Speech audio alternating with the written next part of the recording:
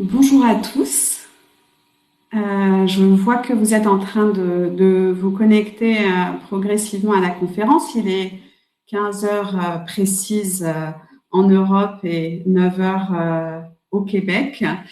Je vous propose qu'on démarre tranquillement cette première rencontre du réseau Santé mentale et travail, une communauté de pratiques internationales et francophones. Et qu'on puisse, pendant une heure, évoquer les questions autour de la santé mentale au travail à partir de cette première proposition qui est finalement, qui peut paraître assez simple et qui pourtant nous occupe, à savoir par quoi commencer quand on veut aborder ces questions de santé mentale au travail. Je suis désolée, je suis un peu perturbée parce que je vois toutes les personnes arriver progressivement. Donc, voilà, ça s'agite en coulisses. Donc, on va passer une heure ensemble. On est quatre aujourd'hui pour aborder ce sujet-là et il y a trois invités de marque. Je vous remercie sincèrement d'avoir accepté de jouer le jeu de cette première rencontre, qui sont donc Marie-Josée Nucci, qui est consultante, experte en accompagnement du changement et également experte en santé mentale, puisque elle a fait l'expérience de rencontrer des problèmes de santé mentale au travail et elle a accepté de partager avec nous à la fois cette expérience, mais aussi les stratégies qu'elle a mises en place pour elle et pour son entreprise, pour finalement pouvoir retourner au travail et trouver un équilibre aujourd'hui. Donc, merci Marie-Josée d'être là aujourd'hui. Il y a également Brice Piéchazic, qui est donc architecte, qui dirige un cabinet de 70 personnes entre l'Inde et la France et qui, il y a quelques années, a engagé son entreprise auprès d'une association qui s'appelle Clubhouse France pour accueillir des personnes concernées par des troubles psychiques graves en mission dans son entreprise. Et ça a été finalement le début d'une réflexion et d'un chemin et je dirais d'un certain nombre d'initiatives qui continuent aujourd'hui et qui partagera finalement les questions que ça pose en tant que dirigeant, l'impact que ça a eu sur son entreprise et peut-être voilà, les défis qui restent à relever pour mieux aborder cette question de la santé mentale dans son entreprise. Et puis, Marc Corbière, qui est donc le président de la communauté de pratique en santé mentale et travail,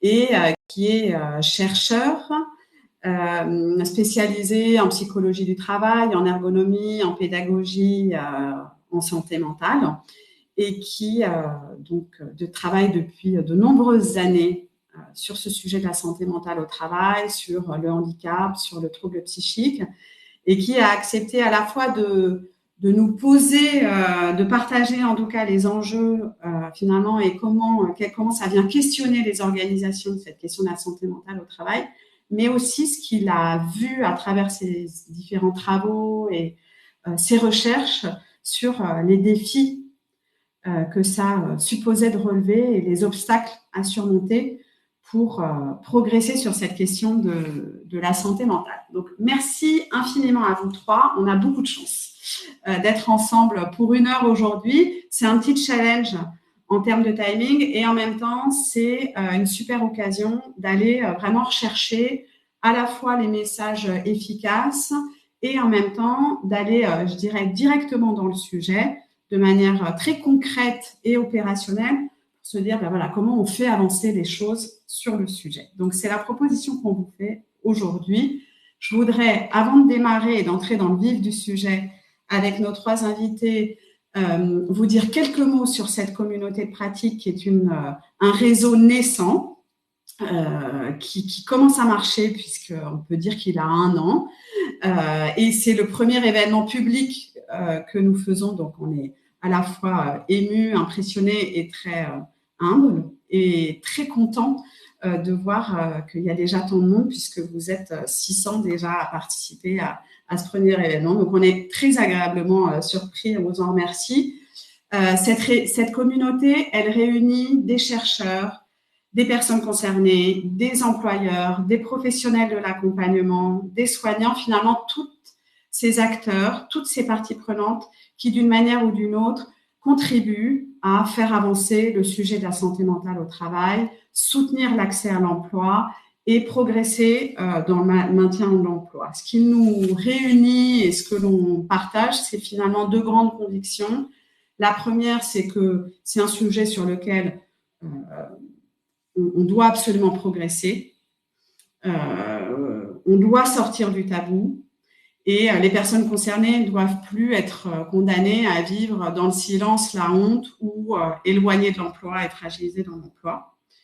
Et la deuxième conviction, c'est que on doit améliorer nos pratiques d'accompagnement, nos pratiques de management, nos politiques d'entreprise pour fabriquer des environnements plus inclusifs et qui doivent être bénéfiques à tous et pas uniquement à des personnes concernées par la santé mentale. Alors, pour faire ça, comment on s'y prend? Eh bien, d'un côté, on mène des travaux de recherche. Marc vous en parlera et on vous proposera à la fin de participer à un premier programme de recherche pour avancer dans la connaissance et l'objectivation de ces sujets-là. On organise des temps d'échange de pratiques, des temps de partage, comme ce webinaire, comme un colloque qui aura lieu à Montréal à l'automne 2024. Et puis, on met à disposition des ressources pour toutes les parties prenantes dans une perspective d'apporter de la connaissance et des outils, des éclairages pour faire évoluer les pratiques dans ce domaine-là. Donc, avant de démarrer et de vous donner la parole, je voudrais vous dire un mot sur la manière de fonctionner.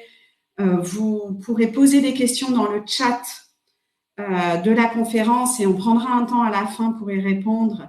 Et on a les équipes de Santé Mentale France qui prennent tout en note et qui nous partageront vos questions. Si on n'arrive pas à répondre à tout, on répondra sur le site de la communauté de pratique dans les jours à venir. Donc, normalement, toutes les questions auront une réponse. Et puis, vous pourrez aussi revoir l'événement en replay accessible à tous sur le site de la communauté de pratique.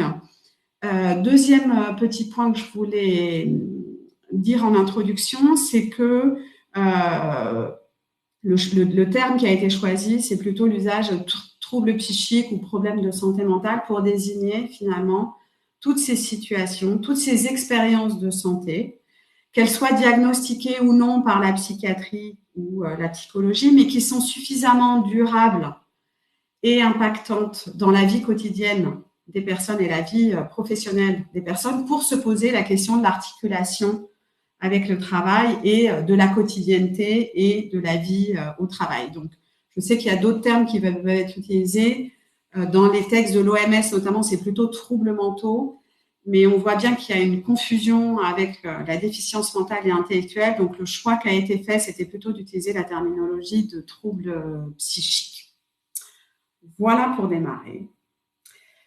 Je pense qu'on est prêt pour entrer dans le vif du sujet et donc se poser la question, enfin en tout cas, essayer de réfléchir ensemble et d'éclairer cette idée de savoir, finalement, quand on parle de santé mentale et travail et qu'on est un acteur de la santé mentale au travail, par quoi on peut commencer? Pourquoi on s'est posé cette question-là? Parce qu'on a constaté qu'il y avait une prise de conscience collective qui a certainement été accélérée par la crise du Covid sur l'importance de prendre soin de sa santé mentale et notamment de sa santé mentale au travail, que l'on avait tous une santé mentale, qu'elle pouvait être impactée, et que lorsque la santé mentale est impactée, le rapport au travail peut être questionné, peut être fragilisé, et qu'inversement, les conditions de travail avaient nécessairement des conséquences sur l'état de notre santé mentale. Mais une fois qu'on a dit ça, ce qu'on mesure, et vous en êtes témoin, c'est qu'on est au tout début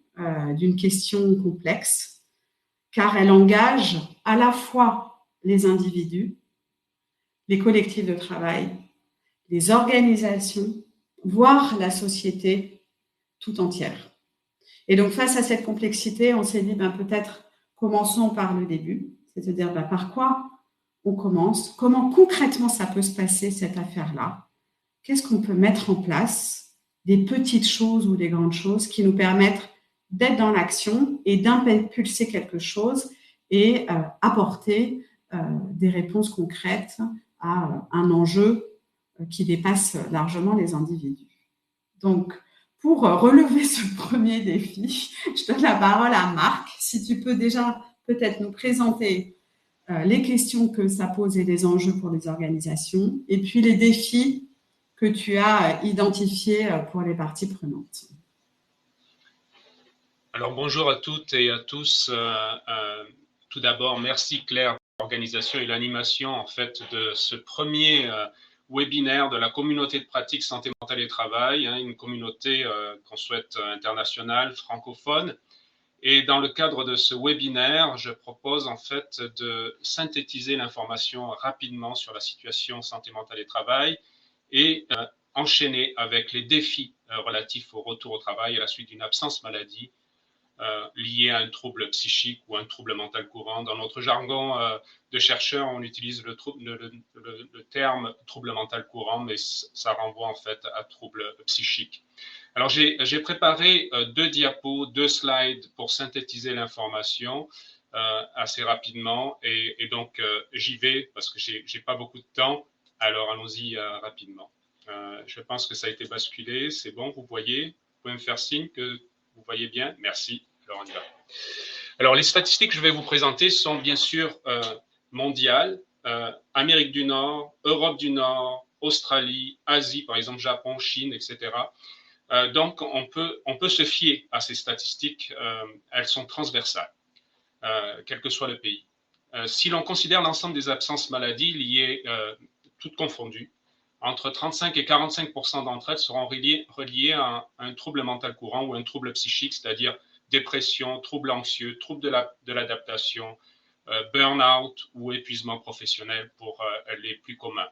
Durant la pandémie, on a vu ces statistiques grimper de façon significative jusqu'à 60%, notamment dans les secteurs de l'éducation et de la santé, qui semble être un paradoxe, mais on comprend en fait ce paradoxe avec tout ce qui s'est produit. Et bien sûr, les employeurs sont préoccupés par cette situation. Par ailleurs, on sait qu'un quart à peu près un tiers des personnes qui sont en absence maladie le seront toujours après une année. Donc, ça a des répercussions sur le collectif de travail, sur l'organisation du travail. Souvent, les personnes qui restent en poste absorbent le travail de la personne en absence maladie, ce qui fait que ça a un effet domino en fait dans les organisations en termes de problèmes de santé mentale, dû à la surcharge de travail.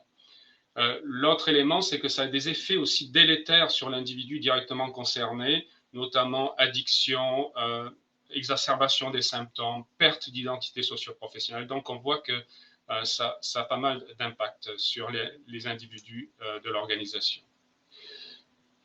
Pour les personnes qui vont retourner au travail, en général, une personne sur deux va retourner dans les 6 mois suivant son arrêt maladie.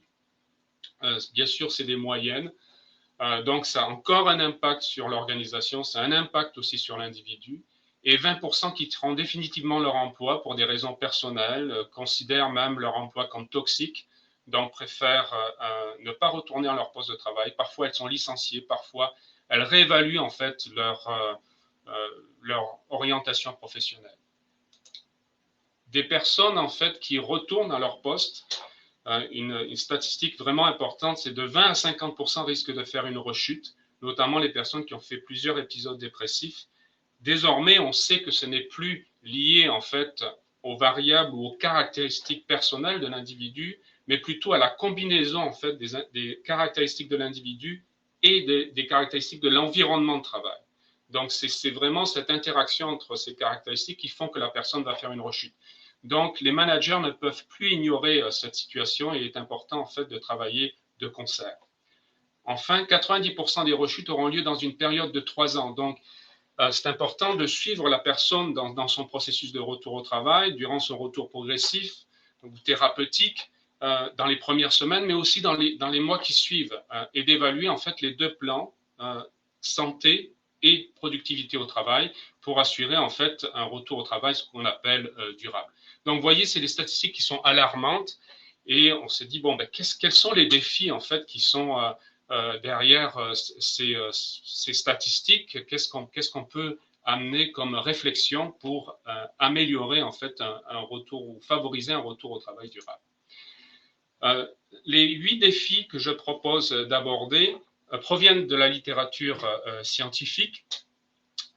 Vous allez voir qu'en fait, ils se chevauchent aussi et tous les acteurs en fait, du retour au travail sont concernés par ces défis. Le premier défi touche en fait des procédures politiques organisationnelles à propos des rôles et responsabilités des acteurs du retour au travail. Grosso modo, la question qui se pose, c'est qui fait quoi?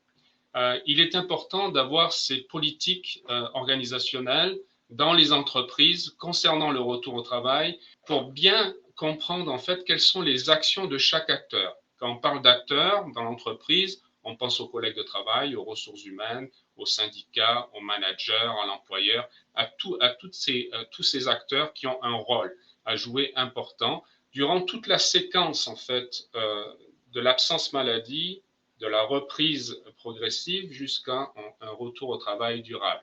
Donc, c'est important, en fait, de savoir quelles sont les actions à poser par chaque acteur. Et le message qui est envoyé aussi, c'est que c'est une responsabilité collective. C'est-à-dire que chaque acteur, en fait, a un rôle à jouer dans ce processus de retour au travail. Ce premier défi est lié au second, qui porte sur la communication et coordination des acteurs du retour au travail. J'ai parlé des acteurs dans l'entreprise, mais en fait, les acteurs qui sont impliqués dans le processus de retour au travail proviennent en fait de différents systèmes. Le système de la santé, le système de l'assurance, le système de l'entreprise dont je viens de parler, le système médico-social. Donc, vous voyez qu'il y a quand même un bassin d'acteurs assez important. On a recensé d'ailleurs dans la littérature scientifique 12 grandes catégories d'acteurs qui proviennent de ces systèmes. Ce qu'on remarque, c'est que les personnes ne communiquent pas entre elles. Et c'est là que le bas blesse, justement, dans le processus de retour au travail. Il n'y a pas de communication coordonnée. Il n'y a pas de coordination des actions de ces acteurs. Donc, plusieurs chercheurs, intervenants, se sont dit, ben, c'est important d'avoir un acteur qui va coordonner l'ensemble. Il y a des initiatives bien implantées dans l'Europe du Nord, et ailleurs, c'est en développement, dans la mise en place d'un acteur pivot qu'on appelle le coordonnateur de retour au travail, ou qu'on appelle aussi conseiller en retour au travail, parce que ce n'est pas juste coordonner, c'est aussi conseiller. Et cette personne-là, en fait, orchestre les actions de chaque acteur. Donc, on est dans cette réflexion dans plusieurs pays. Des interventions multidisciplinaires. Ce qu'on constate, c'est que oui, il y a ce type d'intervention. Quand je dis multidisciplinaire, je pense à le médecin généraliste communique avec, par exemple, le médecin du travail, avec l'équipe en réadaptation au travail. Donc, idéalement, en fait, c'est que ces acteurs mettent en place des actions concertées. L'idéal, c'est que ça soit au-delà, en fait, de ces acteurs santé et d'aller aussi dans les autres secteurs d'activité comme l'entreprise et l'assurance. Ce qu'on constate, c'est qu'en fait, il n'y a pas de composant de travail. Souvent, le focus est mis sur les symptômes, tout ce qui est médical, diagnostic. Donc, il est important d'ajouter cette composante travail dans les interventions, donc d'où des interventions multidisciplinaires, multisectorielles, je dirais, pour justement favoriser ce retour au travail. Alors, un exemple de composante au travail, ça serait par exemple de considérer la mise en place d'aménagement de travail, donc de connaître le milieu de travail. La perception d'obstacles face au retour au travail est un autre défi important. Évaluer les appréhensions des personnes concernées dans leur processus de retour au travail, c'est essentiel. Sinon, en fait, on va constater des freins dans le processus de retour au travail. Donc, quelles sont ces appréhensions? Est-ce qu'elles sont reliées en fait à des difficultés cognitives que la personne peut ressentir, des appréhensions de rechute, des appréhensions de conciliation famille-travail, des relations difficiles avec le manager? Donc, quelles sont ces appréhensions? Il est important de les évaluer de façon systématique avec un intervenant et par ailleurs d'évaluer en fait le sentiment d'efficacité pour surmonter ces appréhensions. Donc, la chaire de recherche en santé mentale et travail à développer des outils pour évaluer ces appréhensions. Guérison complète avant le retour au travail, c'est un autre questionnement. Beaucoup de managers disent la personne est revenue à son poste de travail, donc elle est à 100%. Et parfois même, le manager pense qu'elle est à 120%, parce qu'il faut rattraper le temps qui a été perdu pendant l'absence maladie. Donc, il y a vraiment une question à se poser, c'est est-ce que c'est un mythe ou une réalité, la guérison complète? Je dirais que c'est un mythe. En fait, la personne peut vivre encore des symptômes résiduels. D'ailleurs, les intervenants vont proposer même de considérer le travail comme un facteur de rétablissement. Bien sûr, si les conditions de travail sont favorables. Donc, quelqu'un qui retourne au travail, souvent, ou la plupart du temps, a des symptômes résiduels, et de remettre le pied à l'étrier va lui permettre, en fait, de se rétablir, dans l'idéal. Un autre élément, c'est la divulgation de son état de santé, qui a vraiment des impacts aussi sur l'individu, mais aussi sur le collectif de travail. Prendre la décision de divulguer son état de santé, c'est tout un processus. Dire ou ne pas dire, pourquoi en parler dans le milieu de travail? Qu'est-ce qu'on dit? Comment on le dit? À qui? Au manager, aux collègues? Quand? Où? Dans le couloir? Dans un bureau? Etc. Toutes ces questions devraient être abordées avec un intervenant pour justement préparer cette divulgation. Si la personne, bien sûr, décide de divulguer son état de santé, cette divulgation peut être partielle, complète ou pas de divulgation. Mais ça a des conséquences, bien sûr, sur l'individu et sur son retour au travail. Reconnaissance lors du retour au travail, quelles sont les strates? En fait, j'en ai compté 3 strates dans la littérature spécialisée. Il y a bien sûr la reconnaissance en fait de sa compétence, de ses capacités, de son utilité en fait au collectif de travail. Certains auteurs parleront de la beauté du geste même qu'on perçoit en fait chez son collègue de travail.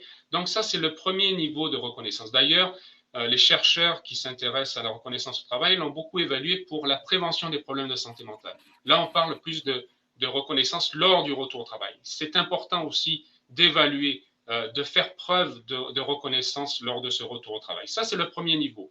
Le deuxième niveau, la deuxième strate, c'est en fait, ce qui est important, c'est aussi de se reconnaître dans le travail que l'on fait, de renouer avec son activité professionnelle et le collectif de travail. Parce que si on ne se reconnaît pas, bien, même si on reçoit de la reconnaissance par autrui, par le collectif de travail, ça va tomber en fait dans les limbes. Donc c'est important en fait aussi de se reconnaître. Il y a certains auteurs, philosophes, sociologues qui vont parler même de résonance. Donc cette notion est essentielle. Troisième strate, c'est en fait la reconnaissance de sa vulnérabilité. Alors ça aussi, c'est un élément qui est particulier au processus de retour au travail. Comme je le disais un peu plus tôt, la personne revient au travail, elle a encore des symptômes résiduels. Elle a besoin de retrouver son rythme, sa place, etc. Donc d'avoir en fait un retour d'empathie, de bienveillance du collectif de travail, du manager, ça va faciliter en fait le processus de retour au travail. Donc vous voyez, il y a comme 3 niveaux de reconnaissance. Je terminerai par ce 8e défi qui est en lien en fait avec la reconnaissance de cette vulnérabilité ou de ces limitations fonctionnelles, qui ne veut pas dire incapacité, j'y tiens, c'est juste en fait de respecter, de sentir un respect qu'on est moins efficace pour une période, mais qu'on va remettre le pied à l'étrier. C'est de mettre en place des mesures d'aménagement. Ces mesures d'aménagement peuvent être de différents ordres, comme flexibilité des horaires de travail, recevoir du soutien de l'équipe, etc. Donc, à ce niveau-là, il est important d'évaluer les besoins de l'individu, donc les priorités, pour respecter en fait l'individu en tant que tel dans son processus de retour au travail, mais aussi la faisabilité d'implantation de ces aménagements.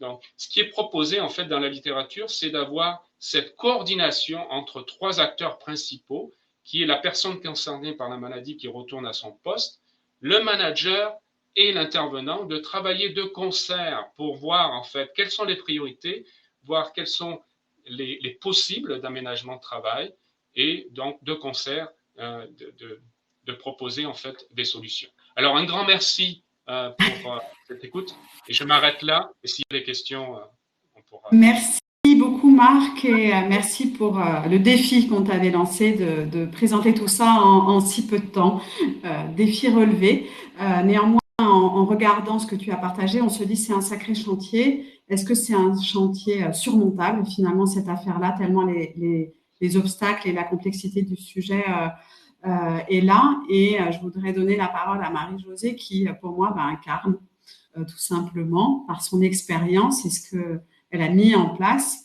le fait que oui, tous ces défis-là, ils se relèvent, ils se traversent, ils sont même enrichissants. Et donc, voilà, si tu en es d'accord, pouvoir nous partager comment ça s'est passé pour toi quand tu as vécu ces problèmes-là et quelle stratégie tu as mise en place pour relever tous ces défis, justement. Avec plaisir. Merci, Claire. Merci, Marc. À chaque fois que je revois ces statistiques-là, je dois dire que je suis toujours interpellée parce que, je me dis que c'est tellement vrai, puis on en parle si peu de cette collaboration entre tous les acteurs. Puis aussi, j'ai envie de dire aussi qu'il y a de l'espoir pour ceux qui sont touchés par ça, parce que quand ça nous arrive, on a l'impression qu'on ne voit pas la lumière au bout du tunnel, on est isolé. On ne voit pas l'avenir, mais je peux vous le dire, en tout cas, de par ma propre expérience, ça ne s'est pas fait du jour au lendemain, mais je suis très heureuse et honorée d'être ici aujourd'hui dans l'espoir de faire avancer les choses et une prise de conscience et qu'il y ait des gestes qui soient posés par rapport à tout ça. Donc, mon expérience, elle a été vécue il y a plusieurs années. En gros, sans rentrer dans les détails, mais bon, personnalité avec beaucoup d'anxiété, j'occupais à l'époque un poste comme gestionnaire, beaucoup de travail, la vie personnelle qui s'ajoute à ça. Et donc, on a le cocktail parfait à un moment donné avec un trop plein de travail, un côté aussi perfectionniste, un cocktail parfait pour qu'à un moment donné, on se rende compte petit à petit que le quotidien n'est plus le même. C'est-à-dire que dans la performance, je me rends compte, on se rend très compte comme personne concernée qu'il y a des choses qui ne vont plus. J'avais toujours une performance incroyable, capacité de faire plein de trucs, j'avais une équipe à gérer, mais tranquillement, je voyais très bien que psychologiquement, j'avais plus cette capacité-là. Et donc, parce que c'est encore très tabou, malheureusement, la tendance de la personne concernée, c'est pas de le crier haut et fort que ça va pas bien. Bien au contraire, on s'isole, on s'observe, on voit ce qui se passe, on est très inquiet, on ne fait pas appel à aucun collègue, encore moins notre gestionnaire ou malheureusement ni les ressources humaines, parce qu'on a peur d'être jugé et carrément d'être mis comme encore et dire, voilà, cet employé-là n'est plus performant. Alors que bien au contraire, ça nous arrive très souvent parce qu'on va au-delà de nos compétences et de nos performances. Et donc, ce qu'on ressent au tout début, il y a beaucoup d'isolement. On se sent très seul à surmonter ce problème-là. Vraiment une préoccupation, puis une espèce aussi d'énergie constante à essayer de relever ce défi et de dire comment je vais faire pour camoufler, pour pas que personne se rende compte de ce qui se passe. Donc, les oublis, on essaie d'en faire plus pour pas que personne reconnaisse quoi que ce soit. Le travail intellectuel que ça demande, ça peut demander 2 fois plus d'efforts. Donc, au bout du compte, on réalise au fur et à mesure que ça va de moins en moins bien et plutôt que de vraiment d'en parler, ça va que mal en pire. Puis on arrive à un moment donné, puis comme je dis souvent, l'élastique, il se casse, puis on l'a vu venir, mais on ne connaît pas sa limite. On ne la connaît pas. Quand on a un mal physique, on est capable de savoir où commence la douleur et où elle se termine. Mais quand on parle d'une santé mentale, moi, je ne la connaissais pas. Je ne connaissais pas où était la limite de ma santé mentale jusqu'à ce que je me retrouve dans un bureau puis qu'on me dise, voilà, on est obligé de te mettre en arrêt de travail. Et puis, c'est très difficile en tant que gestionnaire. C'est très difficile aussi en tant qu'employé pour, entre autres, des facteurs que Marc a mentionnés, où on sait très bien que l'équipe va se retrouver avec la surcharge de travail.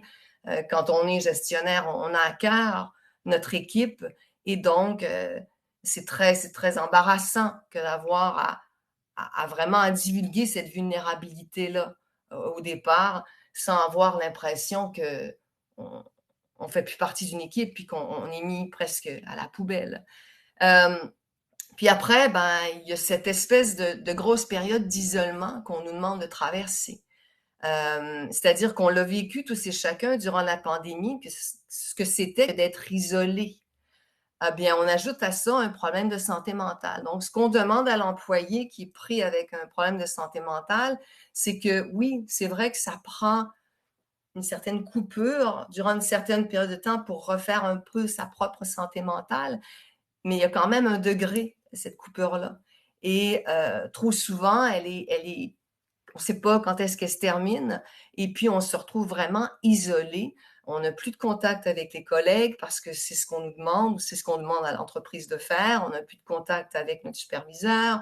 On est vraiment seul et on sait jusqu'à quel point le contact social est important pour une santé psychologique. Et donc, on nous déshumanise en quelque part, où on nous demande d'être quelqu'un d'autre qui est à la base de ce qu'on a besoin d'être, qui est humainement avoir des relations. Et donc, c'est un peu ce qui nous amène un peu à s'isoler. Et du coup, Marie-Josée, suite à cette période, tu as mis en place un certain nombre de stratégies pour toi d'abord, et puis dans le cadre de ton environnement de travail, quand on a préparé cet échange et ce temps, tu m'as dit, ben voilà, il y a eu quand même un vrai temps de questionnement sur qu'est-ce que moi je pouvais faire bouger, comment je pouvais être partie prenante pour fabriquer un environnement de travail qui me convient. Est-ce que tu peux partager ce chemin-là et les stratégies que tu as mises en place? Tout à fait. Alors, c'est sûr que quand on se retrouve en arrêt de travail, l'essentiel, oui, il y a la pharmacologie qui peut nous aider, mais il y a tout le travail sur soi qu'on doit faire. Donc, l'accompagnement thérapeutique est là pour une raison. Il permet donc d'identifier, Marc en a un peu parlé, hein, il permet d'identifier quels sont les endroits qui, pour moi, étaient des enjeux à surmonter dans le cadre de mon travail. Donc, il doit y avoir un travail qui se fait sur soi, sur cette capacité-là que l'on a, et de cibler, d'être en mesure de cibler, alors sur quoi j'ai le contrôle. Et je reviens aussi au terme que Marc a mentionné, le terme de la collaboration. Donc, avec qui je peux collaborer pour faire en sorte que les éléments qui, moi, peuvent être difficiles dans mon environnement de travail, comment je peux faire pour en parler avec mon superviseur immédiat et mettre en place des actions, en fait, pour changer ça. Qu'est-ce qui est dans ma cour? Qu'est-ce qui est dans sa cour? Qu'est-ce qui est dans notre cour et qui est faisable? Et je me rappelle très bien des formations professionnelles peut-être, mais lors de mon retour au travail, j'ai dû mettre en place, je dis des formations professionnelles parce que j'étais chargée de projet.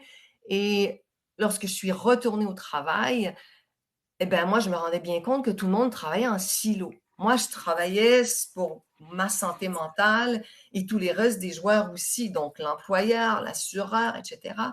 Puis, je me rappelle, quand je suis retournée, ben, j'ai demandé, est-ce qu'on peut collaborer? Est-ce que les parties prenantes peuvent se retrouver et discuter et qu'on puisse convenir d'un plan qui me convient et qui convient à mon employeur? Et non pas que moi, j'essaie de faire du mieux que je peux avec les moyens que j'ai, que mon employeur puis mon superviseur ne savait pas trop non plus comment. Alors, pour moi, ça a été l'action à poser pour rendre ça, de l'avoir avec un succès. Puis ça s'est fait tranquillement, progressivement, mais on ne revient pas, notre retour au travail se fait pas à 100% ou à 120% de notre capacité. On sait tous, quand on a vécu la pandémie, le retour au travail a été difficile pour chacun, avec notre santé mentale que l'on avait, parce qu'on avait perdu l'habitude d'y être. Donc, c'est difficile de demander à un employé de reprendre sur leur même rythme, avec les mêmes tâches, sans qu'il y ait cette ouverture et cette discussion-là. Et tout ça m'a donc vraiment sensibilisée à tout les enjeux de la santé mentale au travail. Puis aujourd'hui, je suis très heureuse de participer et de faire partie d'une équipe à l'intérieur de laquelle je joue un peu le rôle d'ambassadrice de santé mentale. C'est-à-dire que on en parle ouvertement, la gestionnaire a accepté aussi et a reconnu le besoin d'avoir ça aujourd'hui et on en parle dans un environnement où il y a une sécurité psychologique aussi qui existe. Donc, on n'est pas dans le jugement.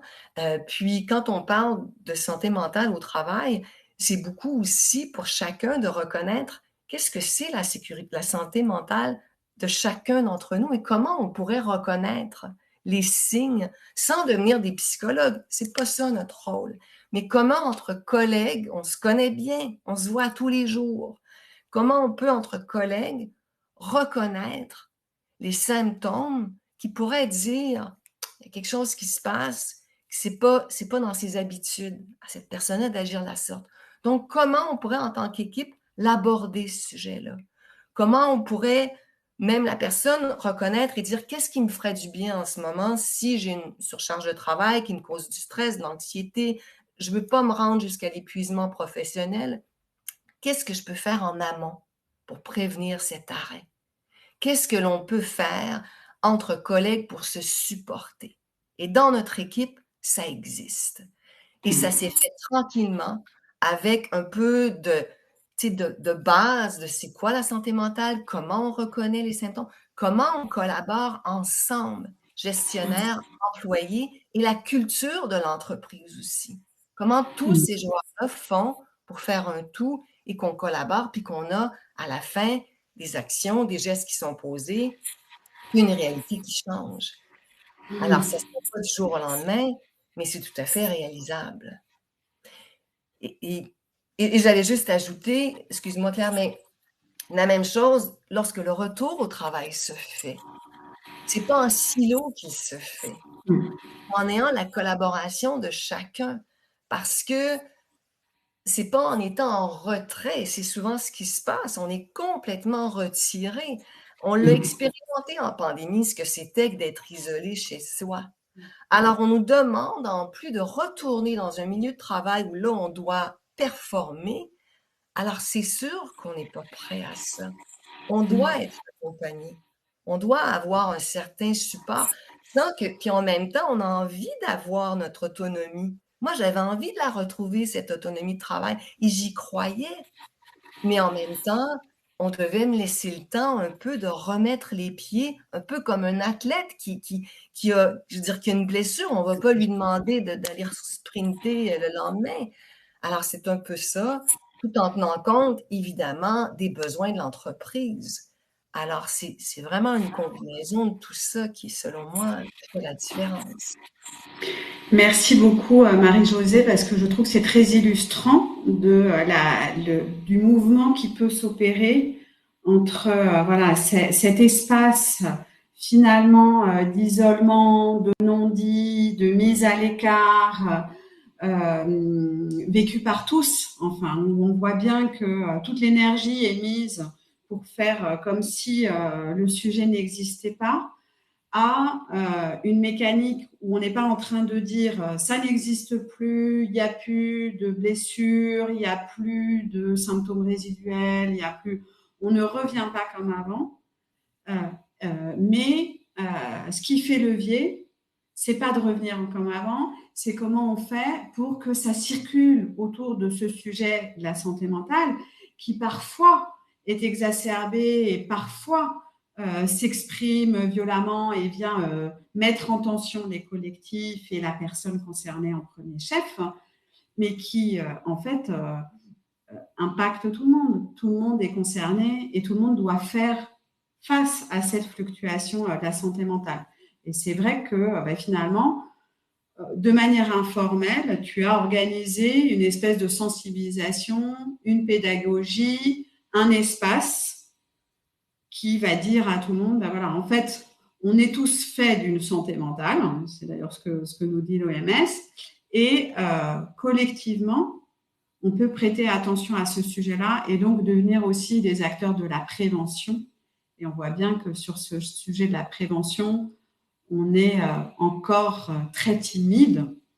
Et là, tout le travail finalement que tu fais dans l'informel, et c'est bien là toute la difficulté du sujet, permet de faire ce travail de prévention et de reconnaissance et de circulation, de reconnaissance du sujet, comme le disait Marc tout à l'heure. Merci beaucoup, Marie-Josée. On aurait envie que tu parles pendant 2 heures de tout ton chemin, mais bon, je pense qu'il y aura d'autres occasions pour te donner la parole. Brice, on a commencé à travailler sur la santé mentale ensemble il y a quelques années. Moi, j'ai toujours été frappée de finalement qu'est-ce qui un jour a été le moteur pour toi de te dire, ben moi, je dirige une grosse PME. Ce sujet-là me concerne. C'était quand même il y a plusieurs années. On n'avait pas eu la crise Covid.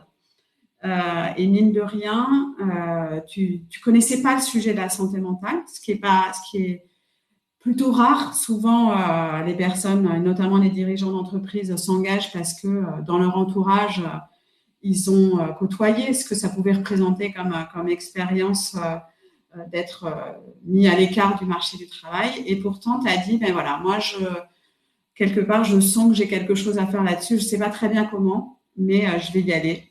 Est-ce que tu peux nous expliquer quel a été ce moteur finalement et quel impact ça a eu sur peut-être toi en tant que dirigeant et ton entreprise? Oui, merci beaucoup. En tout cas, je vais juste commencer par remercier Marc et Marie-Josée, en fait, parce que ça me donnera envie d'en parler avec vous pendant des heures, parce que c'est absolument passionnant et ça révèle plein de problématiques en fait dans nos organisations, quelle que soit leur taille. Bon, ça pourrait durer très longtemps, mais là, le temps nous est limité. Alors, pour répondre à ta question, Claire, oui, en fait, c'est toi qui m'as fait rentrer dans le parce que nous étions amis. Tu m'as présenté cette association, le Clubhouse France, dont tu étais directrice, où j'ai trouvé tout simplement remarquable en fait le travail de raccrochage au travail qui est organisé dans cette association qui regroupe des gens qui, pour partie, sont coupés de l'emploi depuis quelques années suite à un trouble psychique. Je trouvais que l'association était assez remarquablement organisée, avec un accompagnement des professionnels que je suis qui était très adapté. Et on a décidé de franchir le pas à cette occasion, d'accueillir une première personne qui était, si je ne me trompe pas, coupée de l'emploi depuis une quinzaine d'années, qui est rentrée à l'agence pour quelques mois. Un deuxième cas, un troisième cas, quatrième cas, et ça a continué. En fait, aujourd'hui, on a au sein de nos murs en fait quelqu'un qui est diplômé architecte, puisque c'est mon métier en fait, et qui ne travaille pas depuis plusieurs années et qui travaille à l'agence depuis 2 mois maintenant, et ça se passe plutôt très très bien. D'ailleurs, c'est assez remarquable. Voilà, en tout cas, on a été sensibilisés. Alors peut-être que le fait d'être architecte aussi, c'est qu'en fait notre rôle social en tant qu'architecte, qui est de fabriquer des espaces pour des tiers, peut-être nous sensibilise aussi au rôle d'inclusion qu'on doit avoir également en notre sein, puisque c'est un petit peu le message qu'on revendique à l'extérieur dans notre pratique quotidienne. C'est un petit peu tout ça qui nous a voilà, qui nous a encouragés à enclencher cette démarche. Alors, quelles ont été les conséquences de cette démarche? Je voudrais un peu reprendre les termes de Marc et de Marie-Josée qui se rejoignent sur plein de sujets. C'est quand on parle de solitude, d'isolement, de problèmes de communication, de mettre des mots sur les choses, etc. Le fait d'accueillir dans une structure des gens qui ont été coupés de l'emploi pour des questions de troubles psychiques, ça libère tout simplement la parole. C'est qu'en fait, le sujet devient beaucoup moins tabou et que mes collaborateurs qui ont vu au sein de leurs équipes, en fait, arriver des gens qui avaient vécu ce type de souffrance, tout d'un coup pouvaient mettre des mots, y compris sur les souffrances qu'ils ressentaient eux-mêmes. Ce qui, finalement, avant cet événement, était difficilement possible, parce que, voilà, c'est peut-être encore plus criant dans une société comme la nôtre, parce qu'on est une PME, on n'est pas très nombreux, on est forcément soumis au stress, on est architecte, donc on rend des concours, on finit la nuit, dans des rythmes souvent effrénés, avec des chantiers qui sont souvent conflictuels. Voilà. On a un petit peu tout le package de critères propices à l'épuisement professionnel, on va dire. Et là, voilà, cette intégration au sein de l'agence, ça a permis de libérer la parole. Ensuite, moi, je vais avoir une approche très modeste par rapport à cette question. Parce que ce n'est pas pour ça qu'on n'a pas eu des cas au sein de notre entreprise de gens qui se sont mis à aller mal, notamment pendant la crise du Covid. Parce que l'isolement, le travail à distance, la décorrélation de la performance et du temps de travail a généré au sein de l'entreprise en fait, des situations qui ont été très complexes. Malgré tous les efforts qu'on pouvait avoir et d'essayer de libérer cette parole. Donc, on a été confronté à cette question. Donc, voilà, je fais preuve d'humilité par rapport à cette question. C'est que même si on s'y sent sensibilisé, mes associés et moi, c'est pas pour ça qu'on réussit tout. Ça, c'est sûr. Mais en tout cas, ça nous a posé à nous poser des questions assez précises et je l'espère assez opérantes sur la question de la prévention.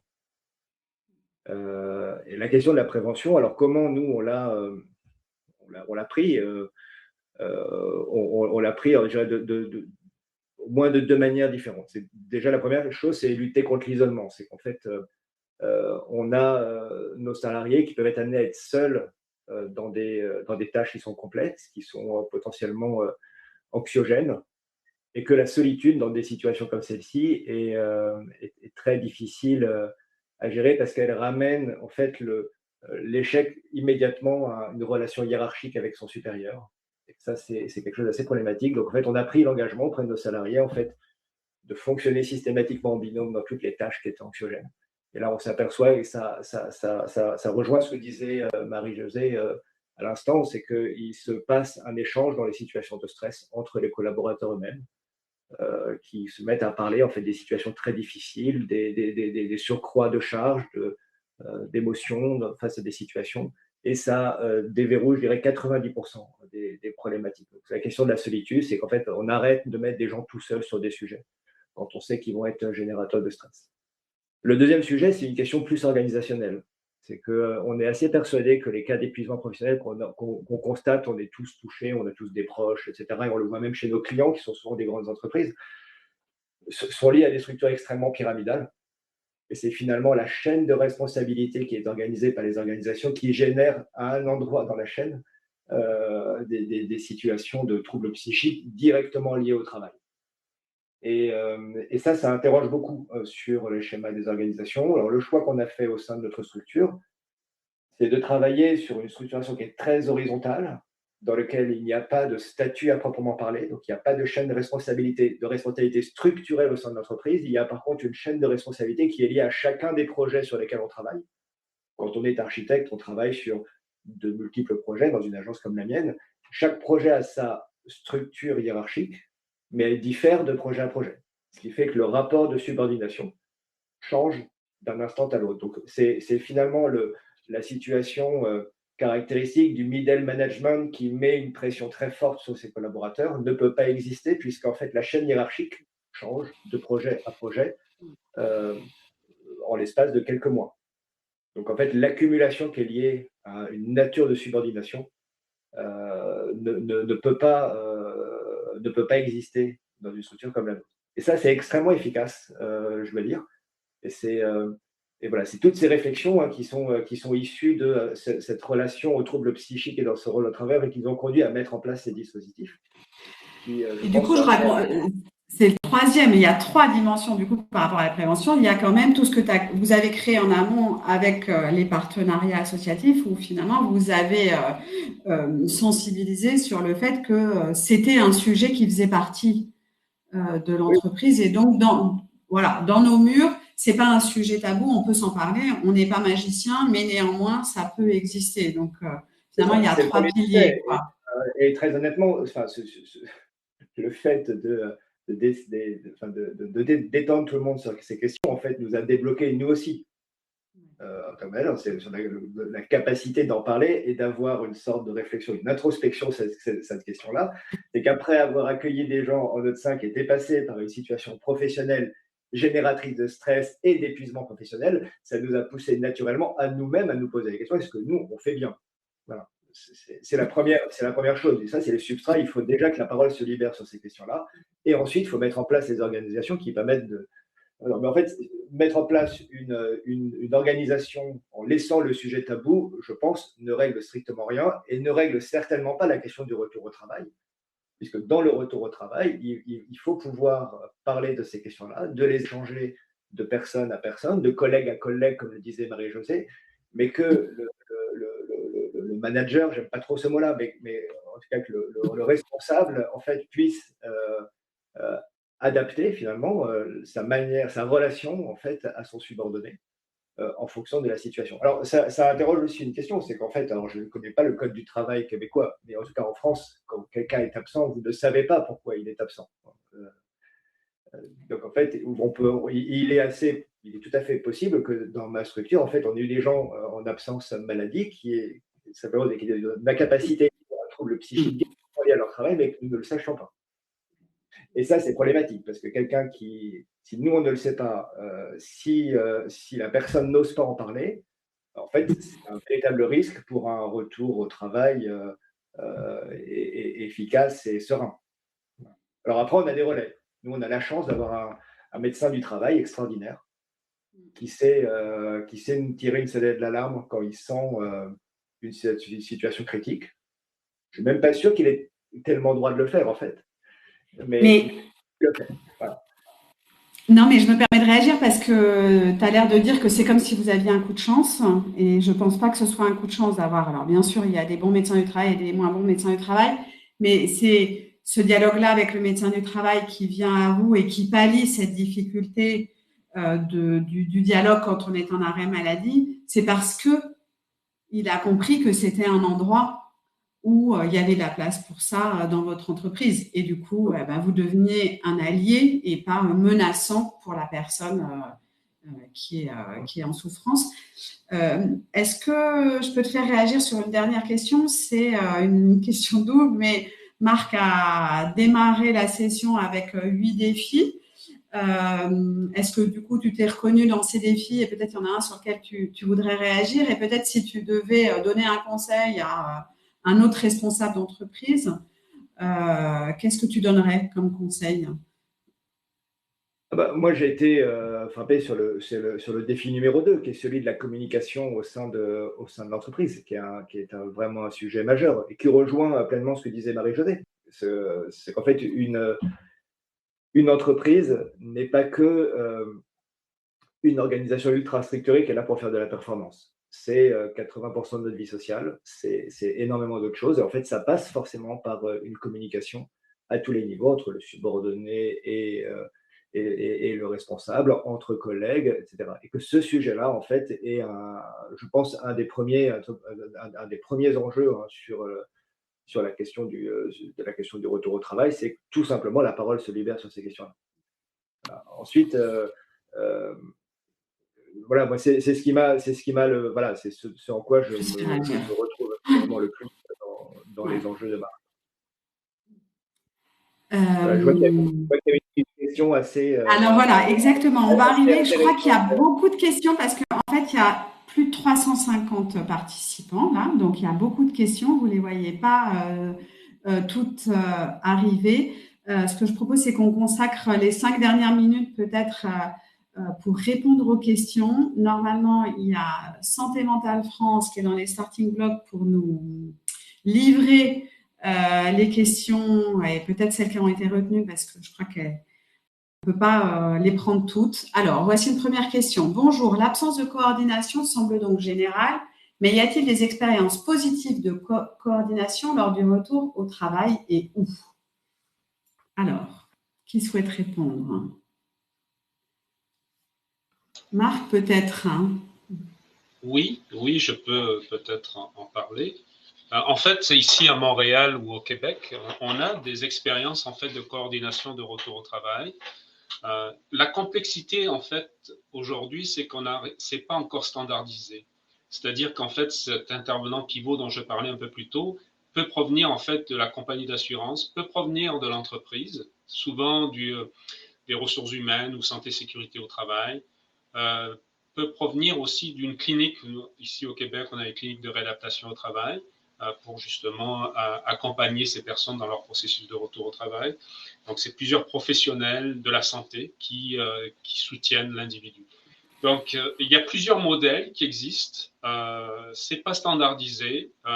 On a développé récemment en fait une plateforme web justement pour faciliter cette communication et où il y a vraiment un acteur pivot qui recueille l'information tout en respectant la confidentialité des informations personnelles, ce qui est tout un enjeu, ça aussi, là, et de faire circuler l'information pour permettre à l'individu de retourner dans les meilleures conditions. Donc, d'aller chercher en fait l'information auprès des différents acteurs, de coordonner cela. Et on est en train de finaliser le projet. D'ailleurs, on va avoir les résultats la semaine prochaine. Donc, ça a l'air de fonctionner, en fait, ce processus-là. Donc, oui, il y a quelqu'un qui s'occupe de cela. Et on a deux modèles que l'on teste, là, justement, dans cette coordination. Ouais. Et en France, pour compléter, on a des nouveaux acteurs qui sont des job coachs sous le dispositif d'emploi accompagné qui jouent ce rôle-là par l'intermédiaire de structures ou de pôle emploi et qui jouent ce rôle de coordinateur. Alors, malheureusement, c'est pas répandu comme on le souhaiterait, mais qui sont les garants de la mobilisation de toutes les parties prenantes avec une vraie particularité, c'est qu'il n'y a pas de limite dans le temps de l'accompagnement qui est proposé, ce qui est souvent un frein dans tous les dispositifs d'accompagnement. Souvent, on parle en nombre de séances, en nombre de mois ou de semaines. Et là, l'idée, c'est que le job coach, il accompagne la personne et l'entreprise autant de temps que nécessaire. Donc, c'est vraiment précieux. Peut-être une précision, là, Claire. En fait, ici, on a aussi ce modèle au Québec. En fait, c'est des conseillers spécialisés ou des conseillers en réinsertion au travail ou des spécialistes de l'emploi. Là, on parle d'une autre population. C'est des personnes qui sont plus éloignées du marché du travail et qu'on accompagne vers la réinsertion sur le marché du travail ordinaire. Ce dont je parlais un peu plus tôt, c'est plus la coordination pour des personnes qui sont en absence maladie, donc qui ont conservé un lien d'emploi avec une organisation. Et ces deux modèles sont aussi très différents, même s'il y a des points communs. Voilà, je voulais juste préciser. Ouais. C'est une vraie nuance. Ok, peut-être qu'on a le temps de prendre une autre question. On va essayer d'en prendre 3 et puis les autres, on essaiera d'y répondre en ligne. Question généraliste sur le sujet. Comment réagir quand une personne nous dit que le burn-out est un problème personnel et que tout va bien au niveau de l'organisation du travail? Alors, j'imagine que cette personne, c'est quelqu'un de l'entreprise. Alors, Brice. Voilà. Donc, je viens dire un petit mot parce que donc, voilà, des cas qui sont présentés à nous les dernières années, en fait, c'était souvent le cas. C'est qu'en fait, c'est des gens qui disaient, bah voilà, j'en ai des vrais problèmes personnels, mais en fait, on s'aperçoit que le monde du travail peut être aussi, il ne faut pas le voir comme un danger qui peut provoquer l'épuisement professionnel, mais le monde du travail peut être aussi le lieu de la réparation de sujets personnels. Et que je pense que ça doit être pris avec autant de sérieux par un employeur qu'un trouble issu directement du travail. Parce qu'en fait, une incapacité, quelle qu'en soit la cause, en fait, pour un employeur, en fait, elle est problématique dans son organisation, en termes de coûts, etc. Donc, je pense en fait qu'il faut réagir finalement presque de la même façon que quand le trouble vient. Et en fait, cette question-là, elle est assez significative. En fait, il y a beaucoup d'employeurs qui ont très peur sur leur responsabilité personnelle en cas de trouble psychique lié au travail, et que ça a tendance quelquefois à surréagir en fait dans des situations comme ça, parce que l'employeur se met à avoir peur, dit oh là là, c'est de ma faute si la personne va mal, etc. Alors qu'en fait, on est tout simplement dans une logique en fait, de savoir vivre ensemble et de savoir collaborer sur le lieu de travail qui est quand même accessoirement 80% de notre vie, quoi. Merci beaucoup, Brice, pour cette réponse. On va essayer de prendre une dernière question très rapide et puis clôturer. On parle beaucoup de retour au travail. Quid des troubles psychiques avec lesquels on vit au quotidien au travail? Qui veut répondre à ça?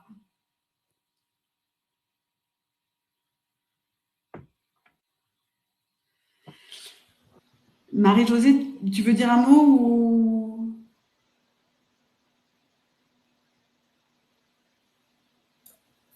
je vais laisser Marc, il a l'air songeur. Vas-y, Marie-Josée, vas-y. Non, pas du tout. Je te laisse la parole. En fait, on parle beaucoup de retour au travail. Effectivement, il y a des personnes qui sont à leur poste de travail et qui vivent des symptômes de dépression, d'anxiété, et qui ne sont pas en absence, qui ne sont pas encore en absence maladie. Donc, c'est peut-être la différence, c'est qu'il y a une exacerbation des symptômes. Et si on ne, comme ça a été dit par nos collègues, en fait, s'il n'y a pas de discussion, si on n'est pas à l'éveil en fait de ces personnes-là qui sont en train en fait de se détériorer sur le plan psychique, on peut s'attendre à une absence maladie. Donc, je pense que c'est des éléments précurseurs de l'absence maladie. Ou encore, comme on le disait un peu plus tôt, c'est des personnes en fait qui sont retournées à leur poste de travail, mais qui vivent encore des symptômes résiduels. Et c'est important d'y accorder de l'importance pour éviter les rechutes. Donc, d'accompagner cette personne-là, soit par la mise en place des aménagements de travail, ou par un accompagnement, ou par le respect des collègues aussi dans leur rythme de travail, comme on a mentionné. Donc, je pense que ça, c'est en fait retour au travail, absence maladie, tout ça, et prévention des problèmes de santé mentale, comme je le dis souvent, c'est un spectre. Oui. En fait, c'est pas découpé. En fait, quand on parle de réadaptation, quand on prévient les rechutes, c'est de la prévention aussi. Donc, on est dans ce cercle-là. Et pour compléter en un mot par rapport à cette question, effectivement, en fait, on est dans un continuum. Et là, on retrouve les défis que tu évoquais, Marc, qui est de dire, voilà, quelle reconnaissance on peut porter à des besoins spécifiques, quelle reconnaissance, dans ce cas-là, on peut porter à des aménagements et leur faisabilité, et quelle reconnaissance on peut donner aussi à la centralité du travail là-dedans.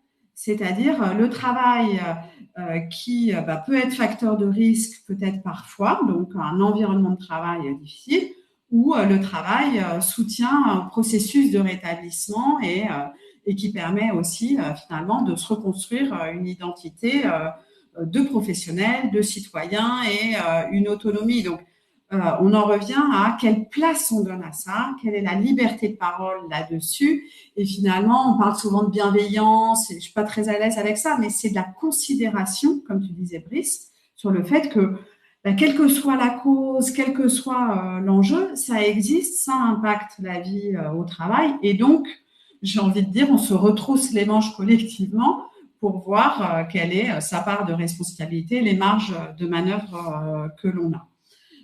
Quand bien même faut-il qu'on soit OK sur le fait qu'on reconnaisse que c'est un sujet et que ça nous concerne nous tous finalement. Je vous remercie. On est un petit peu en retard. Je voudrais vous passer un dernier message, vous dire qu'on était plus de 350 à participer à cette rencontre de Belgique, de Luxembourg, de Suisse, du Canada, de Guadeloupe, de France, du Vietnam. Donc, sincèrement, c'est extrêmement porteur et enthousiasmant de se dire que voilà, cette transversalité-là, elle va donner de la puissance au sujet et c'est vraiment ce qu'on essaye de faire. Ce premier webinaire, c'est que le premier d'une série de webinaires. Il y en aura 4 par an. Le prochain aura lieu le 12 décembre, toujours dans le même format avec 3 invités, un expert, une personne concernée, un employeur qui nous parle de ce qu'ils font, de ce qu'ils mettent en place, d'outils, de ce qui fait levier. Et là, justement, c'est essayer de se dire mais pourquoi c'est si difficile d'en parler, pourquoi on a tant de mal et comment on peut dépasser ça. Comment on peut faire levier, comment on peut sortir de ces visions stéréotypées qui nous empêchent et qui sont des barrières invisibles extrêmement puissantes et qui constituent des obstacles majeurs. Donc, on se donne rendez-vous le 12 décembre prochain, même lieu, même heure. Je vous invite aussi à éventuellement répondre aux 2 questions qu'on vous pose et qui apparaissent à l'écran pour savoir si vous acceptez d'être sollicité dans le cadre du programme de recherche international qui va démarrer mi-octobre pour lequel voilà, tous les accords de déontologie et la méthodologie a été mise en place sur justement tous ces acteurs engagés sur la santé mentale au travail. Et puis, si vous êtes un employeur, une entreprise, et que vous souhaitez être plus particulièrement contacté ou informé sur le fonctionnement de nos réseaux, n'hésitez pas à vous manifester. On viendra vous expliquer le travail qu'on est en train de faire et voilà, les enjeux de sensibilisation pour pousser le sujet. Merci infiniment à vous tous. Merci Marie-Josée, merci Brice, merci Marc.